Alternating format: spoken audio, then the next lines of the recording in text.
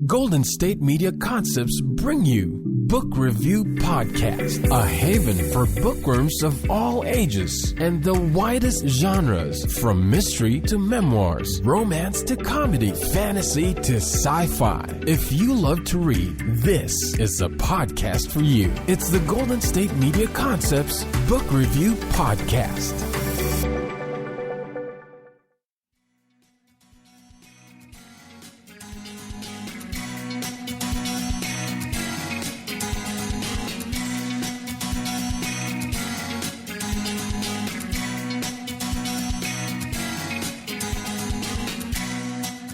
Hello and welcome to the Golden State Media Concepts Book Review Podcast. I am your host, Sarah, and today I am excited. I'm always excited about the podcasts, but this episode is fun because I have an interview with author Jason Pellegrini, who has written a novel called The Replacement and his newest novel called Booth.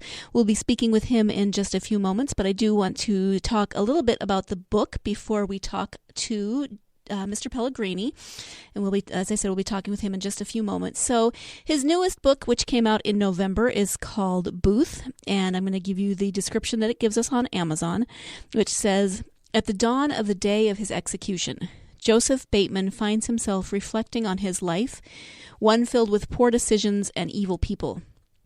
Even his lifelong best friend played a pivotal role in earning Joseph his seat on death row. A phenomenon occurs as the electricity meant to kill Joseph is sent through him, and his essence is ripped from the body he has known his entire life and thrown into a new one. Only the body he now inhabits isn't new at all. It is the body of a person who lived over 100 years before Joseph's birth. Now living in an unfamiliar era of history and trapped inside a foreign body, Joseph learns he has been sent back for a reason. To earn redemption for his damned soul and to find a sense of peace he has never known. All he needs to do to get there is prevent one of history's most infamous murders." So that pretty much jumps right out and intrigues you right away, right? So this is a really interesting book, and when I was speaking with the author via email right after I finished the book, I told him that it was compelling, it was weird, it was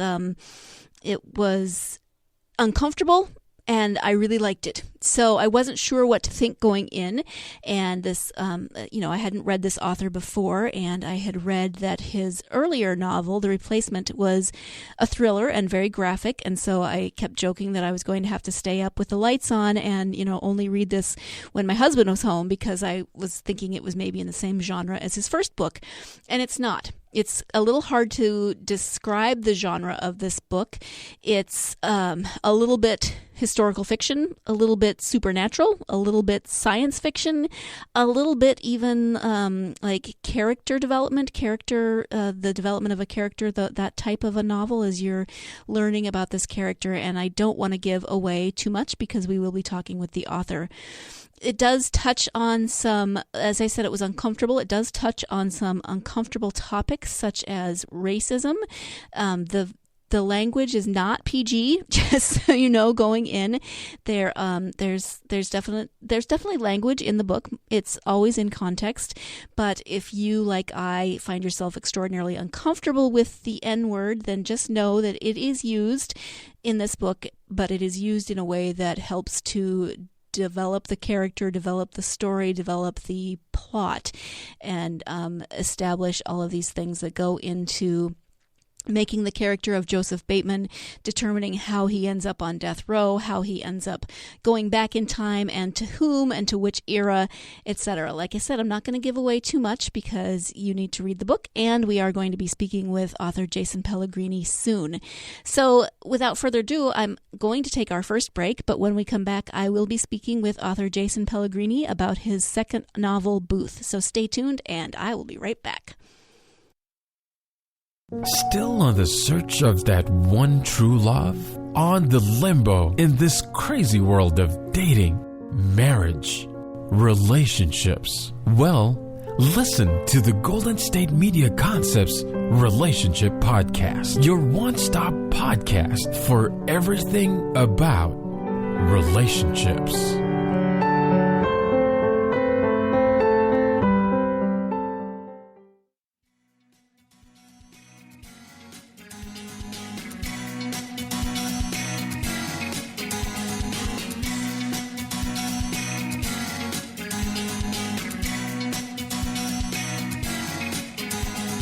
Welcome back to the Golden State Media Concepts Book Review Podcast. As I mentioned before the break, today we are interviewing author Jason Pellegrini about his newest book, Booth, as well as his first novel, The Replacement.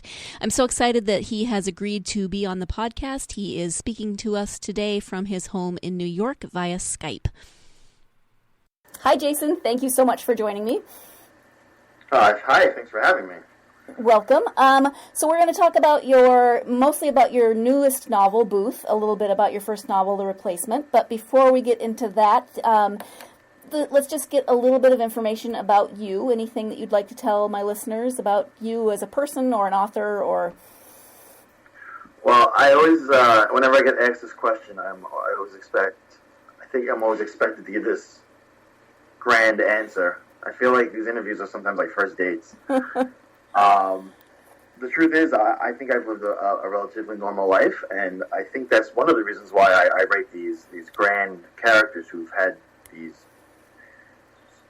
this life, such circumstance and things happening to them. It's because, my life is boring enough. I might as well create something exciting. No, I've lived on Long Island my entire life. I, just like everyone else, went to school. Went to college, got a job, and then one day I decided I was going to be a writer. Okay, so talk a little bit more about that. How did you get into writing? In 2007, a friend of mine had published a book, Michael Sombert's Never Enders, if you want to check it out. I picked it up solely as support, and then I decided, I have the book, I might as well read it. And while reading it, I said, maybe I can give this writing thing a chance. I've had some ideas in my head. A year or two prior, a few friends and I attempted to write a screenplay. It was horrendous, and I hope it never sees the light of day. But while that was happening, I came up with other ideas for, screenplays that I thought would be good. So I just took those ideas and I applied them to, what could potentially be a book idea, which I eventually landed on The Replacement. So I just took that small idea and I cultivated it, and it grew until I had the full book. Okay. Do you want to talk a little bit about The Replacement? Just a bit about what it's about and its genre? Oh, it's a mystery thriller. It's about a retired cop, Patrick Sullivan, who has a very troubled past. Actually, his past is the reason why he left the force. But he finds himself going back as a detective with the homicide unit to replace a retiring cop who's this legend amongst his peers. And there's a lot of friction between the two. And while all that friction is going on, they just so happen to be chasing down a sadistic, psychotic, brutal serial killer. So that's the gist of it. Okay, so it's more in the thriller mystery genre. And I did read. I was doing a little reading on you beforehand, and saw really good reviews on The Replacement, but a few people said it was rather graphic. So was that your intention going in, or did it just kind of come out of the story? Or did you feel like it was graphic? Yes, parts of it that are certainly graphic. And if you have a weak stomach, I don't suggest it. My aunt actually had to skip over parts, the murders, because they were so graphic. I would say the murder parts specifically are things that I, at the time, thought was really pushing my own envelope as far as what I'm willing to write in a book. And then I wrote Booth, and then I discovered I have a whole new... there's the line, and I just pushed it way further than I thought possible with The Replacement. Okay, so that's a nice segue into Booth, because when I'd done the reading and I'd seen that there was, a lot of, that your first novel was a thriller, it was graphic, I was like, not really sure I want to read this book. It's going to keep me up at night. And then I started reading Booth, and it's not a thriller, it's not, it's definitely a different genre. So talk about the difference first. Well, why did you decide to go a completely different direction in terms of genre? Well, there's the short answer, which I'll start with, is just the story that I came up with and I wanted to do. Mm-hmm. The longer answer is I never wanted to be an author who was stuck within the confines of one genre. I'm sure that works wonderfully for some people who can just write their thrillers or just write their love stories. But I'm a guy I like to say I'm an idea man. So I have all my ideas for different stories, and not all of them are, gruesome murders in thrillers or even science fiction like Booth. I have somewhere in my head I have a love story that I came up with, so maybe one day I'll do that. As long as the story grabs me enough to really want to write it, I'm going to write it. And plus, I think I'm opening up. Someone once said, "Don't you think you're alienating your audience by branching out?" And I said, "No, I don't. I think I'm opening more doors, than anything. Because if somebody reads Booth, who might not read thrillers, might pick up The Replacement because they liked my writing, and they might get into thrillers because I pick up The Replacement just because they're interested to see what else I did, and they might like it." And there's the flip side. Somebody who doesn't like science fiction or historical fiction, which both are in Booth, might read The Replacement and then pick up Booth and like that, and so forth as I expand in different genres. Mm-hmm. So I just didn't want to be, and it all works for Nicholas Sparks and whoever else. But like some of the biggest authors are authors that have branched out. Even James Patterson, who is his meat and potatoes is thrillers, and he's writing children's books, I believe now. Mm-hmm. Yep. Stephen King's the horror writer, but if anyone who reads Stephen King a lot knows he's not just horror. Even J.K. Rowling, decided to branch out from children's books. Yep. All right, and even within the book itself, there's multiple genres. You mentioned science fiction and historical fiction. I would say there's even a little bit of the supernatural, and a little bit of romance. I mean, you do have, it's not quote unquote a romance, but there is that relationship in there between the. I like the whole story in Booth. As without giving too much away, as twisted as it is, it's bare bones. It's a love story. Yeah. It is. It's a dysfunctional love story, but it's a genuine love story. What's that? I said, aren't they all? Well, to a certain extent, I'm sure they are.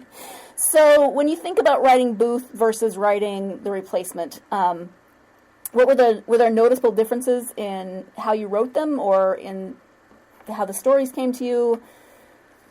The biggest thing that comes to mind is discipline, self-discipline. There was when you don't have a novel out before your first novel, you have all the time in the world to write that novel. The Replacement took me 4 years, and now there's a lot of stop and go. I was new at it. I didn't know what I was doing. I might still not know what I'm doing. But, so I had all the time in the world, and once it was done, and then it's like, time to put this out in the world. I decided this is something that I want to chase and take very seriously, so I couldn't wait another 4 years to put out a second book. So I guess from time management, I said I want this book out by the end of 2016. The Replacement came out at the beginning of 2015. So I started writing Booth maybe the end of 2014.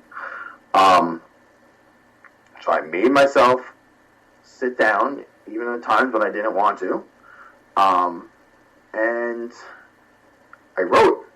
I had to make sure that it got done, because I was working to promote The Replacement. I was getting readers, and I was getting good responses, which is great. So I knew that I was grabbing people's attention. So I knew I needed to get that second book out because you got to ride momentum. As little as I had for at the time with The Replacement, I had to ride that and keep that wave going. And the same thing with my next book, and so forth and so forth. You just have to, if you're going to take this seriously, not just write to write, and whenever I'm done, I'm going to put out a novel, you have to have some kind of discipline. Okay, so have you given yourself a timeline for your third novel? I'm bouncing back between two deadlines. Okay. So right now, it's up in the air, but I'm working on it. And like I said, I'm making sure I sit to write. Okay. Anything you can tell us about the new novel? No. I have with every story, I have my basic plot points, and then I kind of sew those points together. I bridge them. And right now, I'm kind of in the process of bridging all my points together, so they're all kind of like scattered all over the place, and I'm kind of letting everything fall into place. So if I even try to explain it, people listening will probably be like, this book makes no sense. I like to think it's a departure, like I said, from the genres that I've done so far. Although if I had to say, probably lean a little more towards Booth with the more of a supernatural feel to it. But if you analyze the two, it's very different. It won't be as dark as Booth or The Replacement. I decided then I was going to chill, take a few steps back from pushing my own limits. Okay. We do have to take our second break of the podcast, so we're going to take that break right now, but when we come back, we will be talking more with author Jason Pellegrini, and we'll be talking about his novel, Booth. So stay tuned, and we will be right back. Tired of searching the vast jungle of podcasts? Now listen close and hear this out. There's a podcast network that covers just about everything that you've been searching. Hey! The Golden State Media Concepts Podcast Network is here. Nothing less than a podcast bliss with endless hours of podcast coverage. From news, sports, music, fashion, cooking, entertainment, fantasy, football, and so much more. So stop lurking around and go straight out to the Golden State Media Concepts Podcast Network. Guaranteed to fill that podcast itch. Whatever it may be. Visit us at www.gsmcpodcast.com. Follow us on Facebook and Twitter, and download us on iTunes, SoundCloud, and Google Play.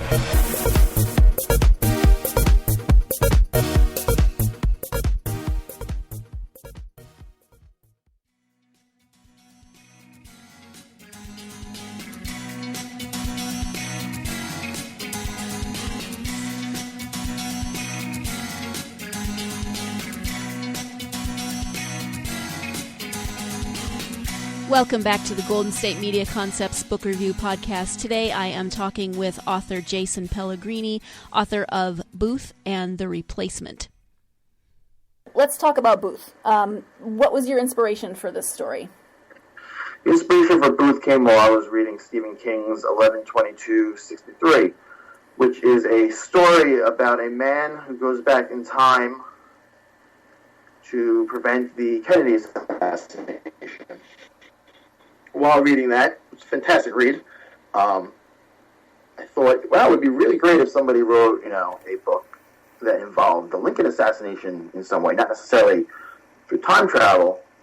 And then I realized, well, I'm a writer, so if I, want that book written, I'll write it. I toyed around with some ideas. Some I dismissed because they just didn't work. One I thought was really good, got really psyched on it, told it to a friend, and he said, dude, that sucks.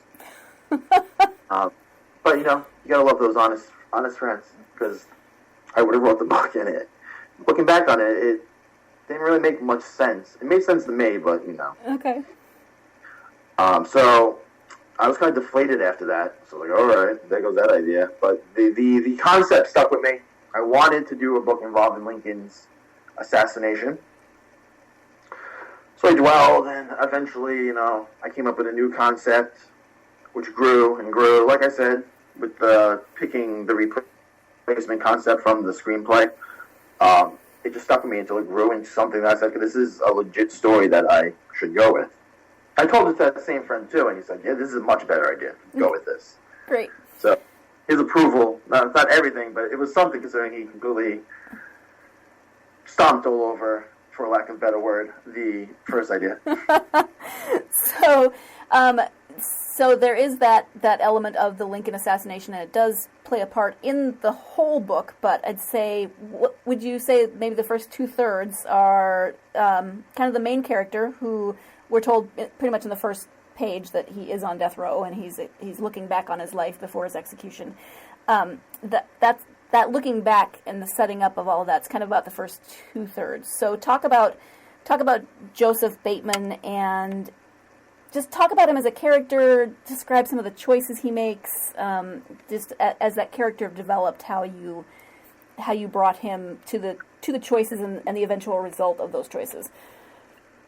Oh, Joseph's choices are they weren't really his own choices. I say early on, I put it in the first chapter that every choice he ever made was, destined to lead him to death row. So, but Joseph was always, even though he was his destiny, as far as his life was concerned, was out of his hands. He was always I like to say he's always a man who wanted redemption. He was always looking to get out of, the rut that he was in. For, I think rut is an understatement for the stuff that Joseph goes through. Yeah. He's just a man looking for, peace and harmony, and that goes beyond Joseph's mortal body into a grander scheme in the book, as we learn that there's more to Joseph and why he can't find happiness than meets the eye. So that's Joseph in a nutshell. I mean, he's just a guy who wants so badly, like all of us, to have happiness. Is there anything autobiographical in the book, would you say, or anything in Joseph that you see in yourself? Do you mean, is any of the instances taken from personal experience? No. No. Absolutely not. Absolutely not. Some tragic things happened to Joseph, and I can happily say that I've experienced none of them. Okay.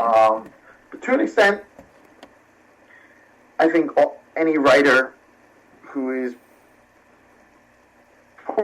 portrays believable characters, and that's quite a talent to have, pours a lot of themselves in one way emotionally into their characters. So even though what is happening to the character on the pages is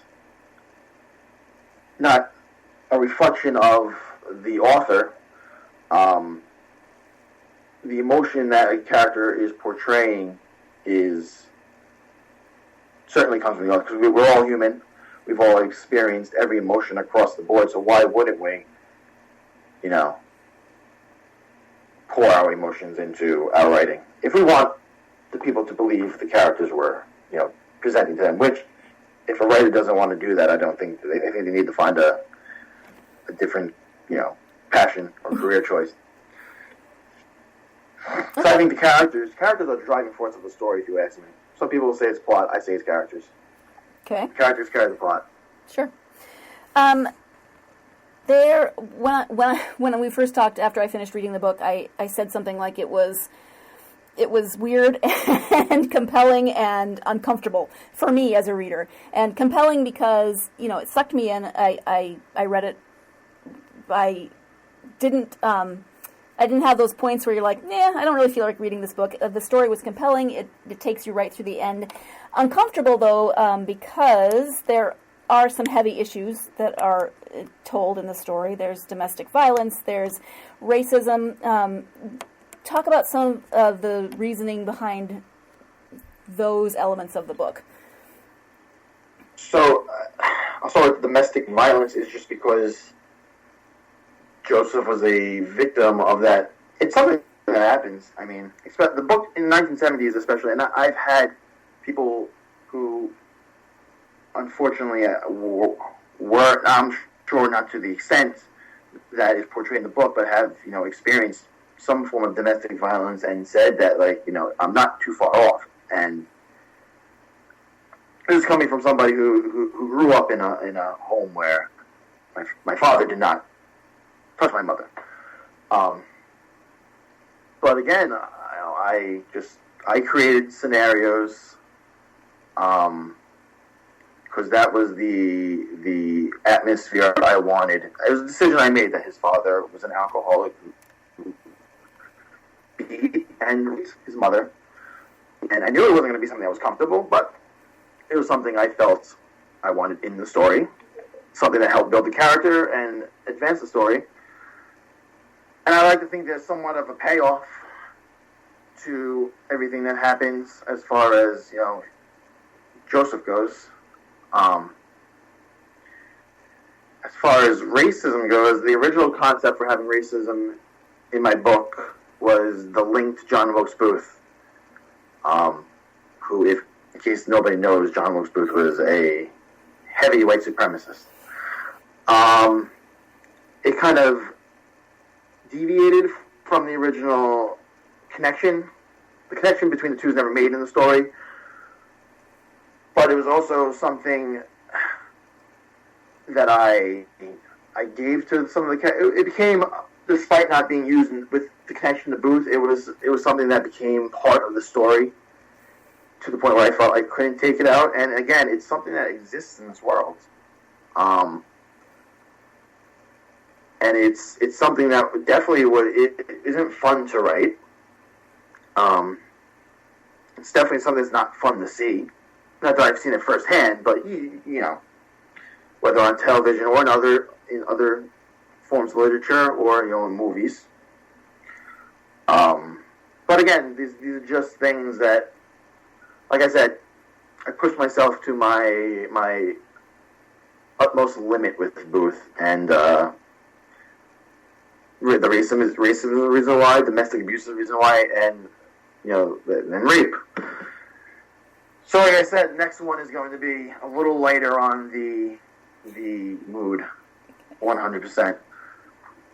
I hope that answers the question. Yeah, I mean, it kind of goes back to what you were saying before. I mean, those elements really do drive the story forward, and it kind of goes back to what you said about Joseph's decisions not always being his own, but all leading to death row. Like, his decisions all lead him there, his choices, and so those elements really do drive where he ends up.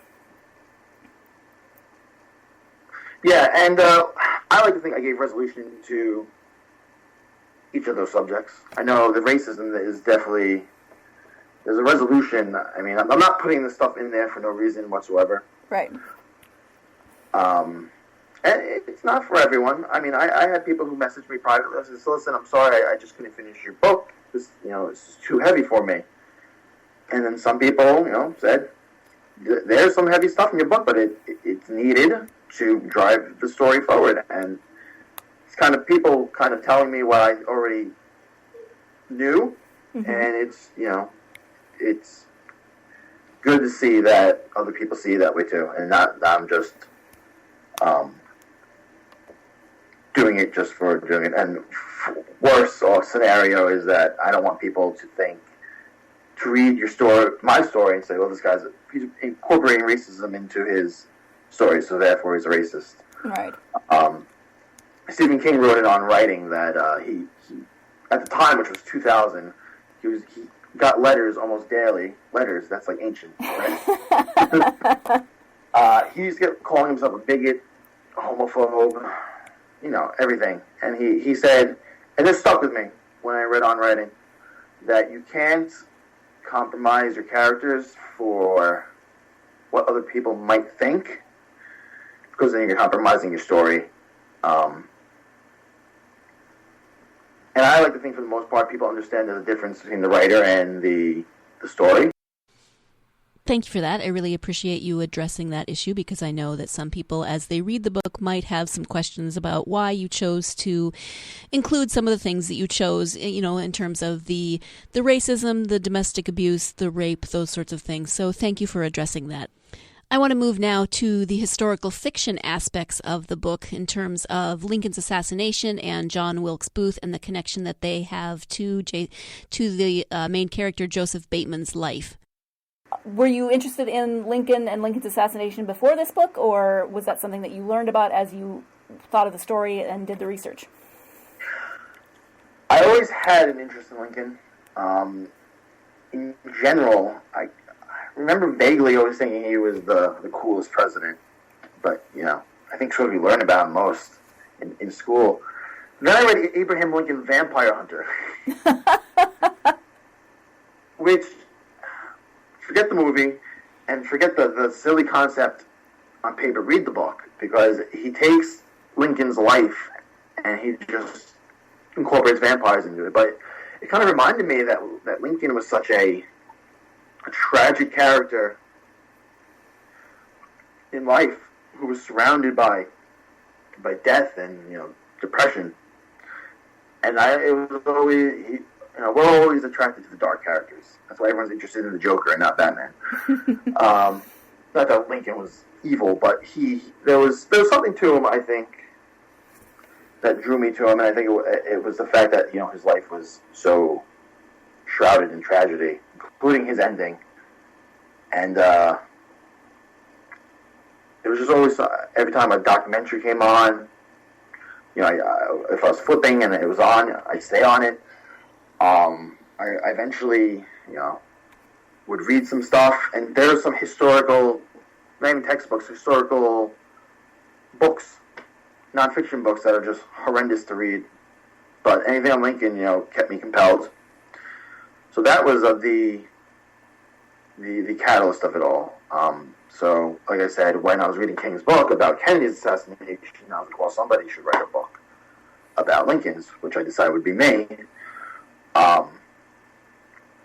So I was well versed enough to be able to form a plot and incorporate Lincoln's assassination into it, because I had already had an interest in him and had known enough to create a story.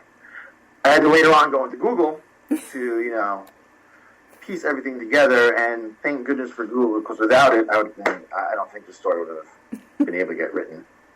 Unlike Joseph Bateman's character, who is alive before the internet and has to actually go to the library and use the card catalog. Yeah, I couldn't do that. So, let's talk about your writing. Do you have a favorite place to write? Do you have a schedule for writing? I know you said sometimes you don't want to write, but what's your ideal schedule if you had one? I used to be a morning person. I used to write in the morning, but lately it's been the evening. It comes and goes in waves. Sometimes I can't do anything at night. I got to do everything in the morning. It's just whatever it hits me. Like I said, I try to do it every day, and I try to hit 1,000 words. Sometimes I exceed my 1,000 words, and sometimes I write a sentence. It takes me half hour. I hate it. I delete it. Then I close my laptop at the time, and it's live to fight another day. As far as places, when the weather permits lately, I've been going out on my deck. I have my lounge chair, my little tiki torch, my little lights. So when it's nighttime, I turn the little lights on. It's a nice ambiance. I guess it gets the creative juices flowing. But New York weather has been bipolar. And, it's either 80 degrees or 40 degrees. Other than that, I have a little workstation. And, it's where I brainstorm and write, or attempt to write. Right. Do you have any... Well, you have, your rituals. Do you have any rituals that might be a little strange? I know some writers have their quirks. Yes, I got asked this not too long ago in an interview, and it didn't even dawn on me that I had it until they asked me, and I said, okay, that is weird. So my original, whenever I was stumped and I didn't want to give up on writing for the night, if I knew I had to if I closed the laptop, it would leave me, so I had to stick it out to get it just out. I used to smoke, so I used to go outside for a cigarette, just step away. I quit smoking 5 years ago on May 29th. Almost your anniversary? Almost. I never thought I'd make it as far. But after I stopped smoking, I still would go outside. Like, I would hold my two fingers out. I don't want to say that I would bring it to my mouth if I was smoking a cigarette, but I'm convinced that I did. Maybe now that I created the imagery in my head, I'm doing it. But I used to go outside, pace back and forth, as if I was smoking a cigarette without smoking a cigarette. If I'm in my backyard, that's fine. But if I'm at like a Starbucks doing that, people are probably like, what is this lunatic? Starbucks probably lost some business. Like, people are like, oh, stay away from this guy outside Starbucks. So that eventually got replaced with me heading to my couch whenever I'm stumped and throwing my feet up on the back of the couch and hanging off of it so my head is above the floor. I honestly don't know why I do this. It's not like I think the blood rushing to my head is, creating anything other than me getting lightheaded. It's just something I do. I mean, I think I just need to step away from the computer, and instead of like pacing my kitchen, or this is just what I do. It's just like I needed to step away even though I didn't smoke. Right. Well, it's a change of perspective. Yeah. So that's my weird habit. Well, it could be worse. I mean, I don't know what would be worse, but I'm sure there are lots of things that are strange that people do. So, in terms of your favorite authors, who would you say your favorite authors are, or authors that you find inspirational? Well, I brought him up a few times, so it's the obvious one is Stephen King. Mm-hmm. The guy I think is a genius. Even though sometimes I'll read some of his stuff and I'm like, it's not for me. But I think by reading your favorite authors, you not only do you learn what you want to put in your story, you also learn what you don't want in your stories. But as far as King, more times than not, he's hit than a miss. And I think it's because he puts into his stories a lot of stuff that I think should go in the stories.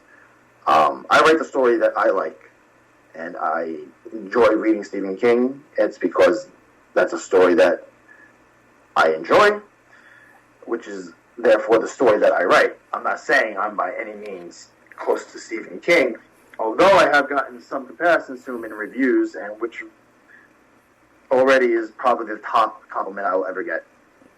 But I see so much of what I think should go into a story in Stephen King, and I think that's why I'm so drawn to him more than anyone else. But I mean, not saying I don't enjoy other authors. It's just he's my go-to. As far as other influences go, it's not even some authors.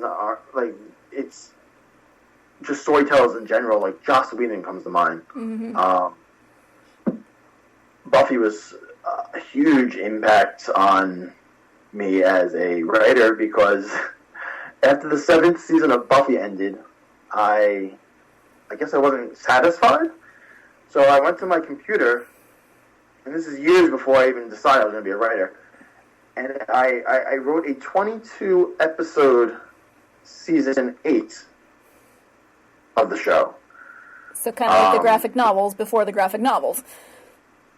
Kind of. So I'm candid. He's fan fiction. What happens in mine is what happens. Sorry, Josh. That's fascinating. But no, the way Buffy, I think a novel's a lot like a television show, more than it is a movie. That's why I think novels that are adapted into television shows are a lot better than movies. Because you always want to keep the reader reading, you always want to keep the viewer viewing. Mm-hmm. So J.J. Abrams is another example. He's an amazing storyteller. Lost was just, for the most part, a mind-blowing TV show. And that's just stuff that, whether I'm aware of it or not, I'm learning and picking up things on how to tell a story. And as far as like writing goes and how to write, it's just reading in general. I'm a big fan of J.K. Rowling.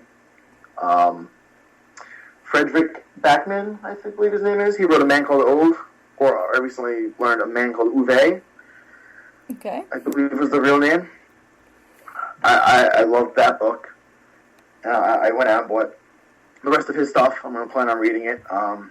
Just reading in general. I try to read as much as possible so I can just learn.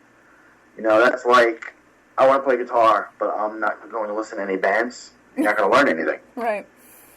You know, you may have your main influences. Like for me, it was Metallica, but they got me started. But I learned so much more from listening to so much other music. Right. It's like I love King, but you know, I don't specifically think King's the best at writing love stories. So I get those influences from elsewhere, including TV. Right. So my influences come from everywhere. It's not so much writers as much as it is good storytellers. If you tell a story well, you're going to captivate me and have my attention, and I'm going to learn from that. All right. So and that's advice. That's a piece of advice for writers. Just pay attention. Pay attention. Okay. So in terms of your books, you recently hit a milestone with your books. Do you want to talk about that? Yes, I recently sold a total of 1,000 between the two books. Mm-hmm. As of yesterday, Booth itself hit the 300 copy mark. Okay, great. And today, it's past the 300 copy mark. But I think when every person who decides they want to write gets into writing and decides they want to publish, they're thinking the millions. They're looking so far into the future, they don't even realize it. There's thousands of other milestones that come before that. Right. So when you finally get out there, go ahead. I implore everyone to dream big, but at the same time, realize you're not selling 1 million copies the first day out. But I think once you realize that, and those small milestones happen, like the 100, the 200, the 500s, you appreciate them more because you realize it's just a step to that million or multi-million. Right. Celebrate the milestones. I agree. So congratulations. That's awesome. And is that just books, or are those Kindle books? What? Is it hard copies? That is purchases from my Kindle, Amazon, and my personal website. That's not including Kindle Unlimited because they don't report books. They report pages read. So Okay. it's kind of can't really get a exact number from that. Okay. So technically, I guess it's more. Even better. Great. Yeah. So I think we're it's about time to wrap up. Is there anything else that I haven't asked you, or that you would like to mention about your books or your writing? No, I do want to take the time to thank everyone who went out of their way to read an unknown author. Like when I put out the replacement, as every author is, the first time they put out their book is an unknown author who just decided to self-publish and take a chance. And I've been so fortunate to get amazing feedback on both books. I can't please everyone, but as you can check online, I like to think I'm pleasing enough people to where I should and will keep writing. And, you know, if I was put the replacement out and I was getting 1-star reviews across the board, then, you know, I might not have a reason to at least publish. Maybe I would continue writing, but all you people have given me a reason to keep on writing, and, you know, that is an amazing feeling. It's a terrible thing for an author to say, but it's impossible to describe. So thank you. Seriously, thank you. Well, and thank you. I really want to say thank you for taking the time to speak with me today, and to, I thank you for introducing me to your work. I look forward to your next novel, whenever it is and whatever it is. And thank you for having me. This was my first podcast, so if I butchered it, you know, I mean, I guess blame me, but it was my first time, so don't be too hard. You did just fine. Thank you so much. Thank you very much for having me. Thank you again to my guest, author Jason Pellegrini, the author of The Replacement and Booth. I hope you will check out both of them. I especially can recommend Booth, even though I was a little leery about it when I first started it. I felt a little uncomfortable, but it really is a compelling story. The characters, despite their flaws, are compelling. You find yourself really wanting to find out what's going to happen, where it's going to go, where this is all leading. And as I said, it does have some darker elements. We talked about that a little bit in the interview. It's not a rated PG-13 book. There is language, and there's some uncomfortable language. So just know that going in. But the story definitely makes up for that, and it does contribute to the furthering of the plot, to the development of the character, to the story as a whole. So I recommend that you go pick up this book, and if you like that, try his other book, The Replacement. I am looking forward to find out what he's going to write next, what genre he's going to explore, what time period, his characters, etc. So thank you again to author Jason Pellegrini. That's all the time that we have for today's podcast. As always, you can find all of our podcasts at www.gsmcpodcast.com. You can download the podcasts on iTunes, SoundCloud, Stitcher, all the apps that you use for your mobile devices for podcasts. And you can follow us on social media. You can find us on Facebook, Twitter, Tumblr, Instagram, GSMC Book Review. Thank you again for joining me today. I hope you'll join me again next week. I'll be talking about fantasy and one of my favorite fantasy authors, Terry Brooks. So join me for that. But in the meantime, go out and get yourself lost in a good book. You've been listening to the Golden State Media Concepts Book Review Podcast, part of the Golden State Media Concepts Podcast Network. You can find this show and others like it at www.gsmcpodcast.com. Download our podcast on iTunes, Stitcher, SoundCloud, and Google Play. Just type in GSMC to find all the shows from the Golden State Media Concepts Podcast Network. From movies to music, from sports to entertainment, and even weird news. You can also follow us on Twitter and on Facebook. Thank you, and we hope you have enjoyed today's program.